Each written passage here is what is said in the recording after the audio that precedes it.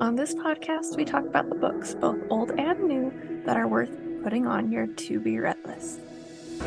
I'll include the back cover synopsis, content warnings, as well as my pro and con list.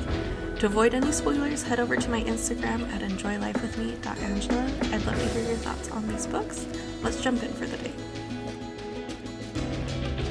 Today we're going to be talking about Summer Ever After by Kortney Keisel, which is the first book in the Falling for Summer series. So for those of us here that is starting winter, we're holding on to summer, or for those that are on the other side in Australia, then maybe you're enjoying summer starting already. But the back cover synopsis says, falling in love is easy. Finding the right guy to spend happily ever after with, that's the hard part. But I have a foolproof plan. I'm taking the tropes that work in romance books and applying them to my love life.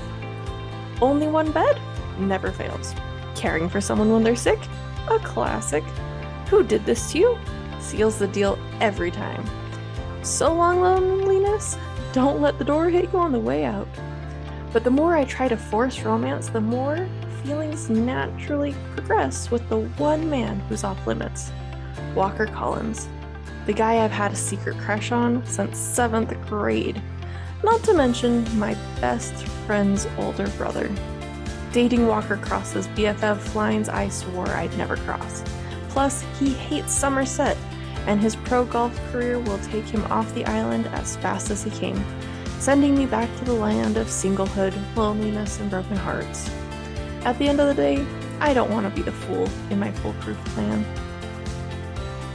This is a contemporary rom-com with, like, all the tropes.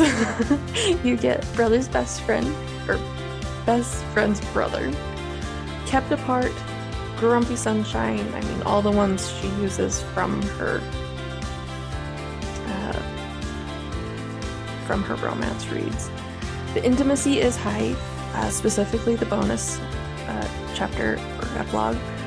Also, the opening is them reading a romance book that is implied that it's not a closed door. But you don't get to that part, but it's implied. Plenty of makeouts, innuendo. There is language once, and violence is mild. There's a punch thrown. As far as potential trigger warnings, there's past parental death due to cancer and strained teenage years with some lying. Now, the con, I went back and forth on this, is that there was a lot of times where I was cringing but laughing. So all of the cringe parts that you hate, she added humor to them, and so they weren't, super awful. Like, you're at least laughing while you're reading and dying a little by secondhand humiliation kind of a thing. But the dedication is the number one pro in this book. It starts with, still waiting for your happily ever after, you're beautiful and your turn will come. Don't ever give up on the hope of love. And I just thought that was so lovely. In this book, there are, good advice truths. There's so many. I was trying to narrow them down, and it was a little tricky. There was just so many.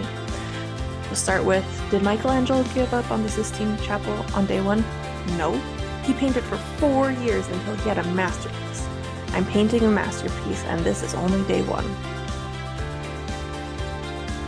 There was, face what's left of your golf career, or build your happiness on something else. But don't hide. Your mother raised you better than that.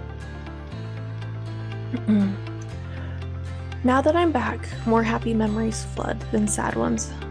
Evidence that life wasn't as bad as I made it out to be in my head. A person can be happy and lonely at the same time. Know what you want and go after it until you get it. Be unabashedly you. It's a compliment. Celebrate the good in each putt. He hasn't hit the ball into a hole even once, but you'd never know it by his attitude. He's proud of himself regardless, and I could use more of that in my own life. A bad attitude is worse than a bad swing. And the last one I want to read is, compromise between what my ego wants me to do, what life experience tells me to do, and what my nerves let me do. And like I mentioned earlier, this was very heavy on the comedy of the rom-com. Like, it was hilarious. I was laughing so many times throughout. It starts with, I don't think this is how the trope is supposed to go, but it worked. It worked so hard. He looks ridiculously handsome, and a piece of my heart goes over to the dark side every time he does something athletic, which is basically every 2 seconds. I push the gas pedal slowly, sending the car forward. If I run over Walker's toes, it's his fault for being in my space. Or the one that had me laughing out loud was, "Goodbye, Pollyanna. For the love, did he just give me a nickname?"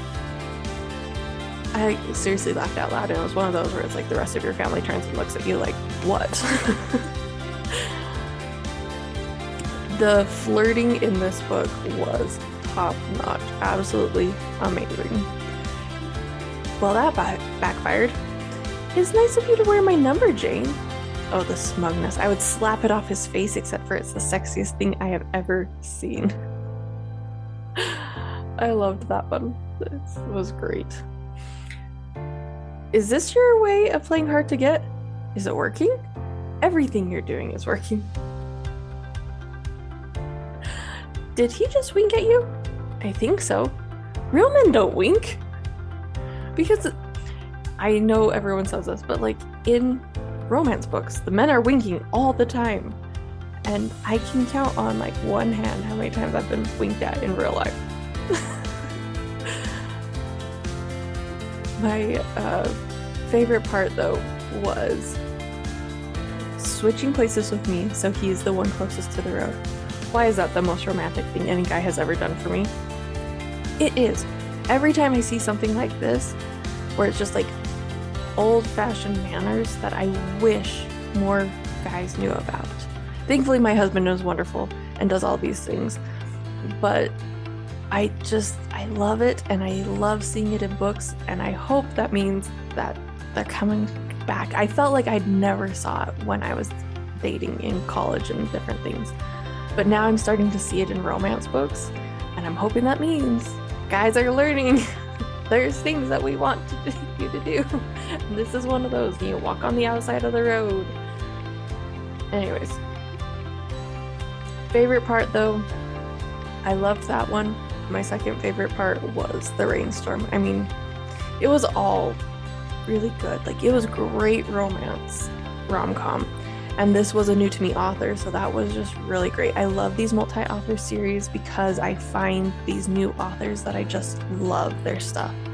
So I hope you'll jump over to my social medias. I've got my link tree in the show notes, so you can click on it, make it easy, or you can just search enjoylifewithme.angela on Instagram and pull it up. All my other social media links are in the show notes. I'd love to hear your thoughts on this book, on this series, on this author. I love just talking about books, so just send me a message anytime, and I will talk to you guys soon. Happy reading.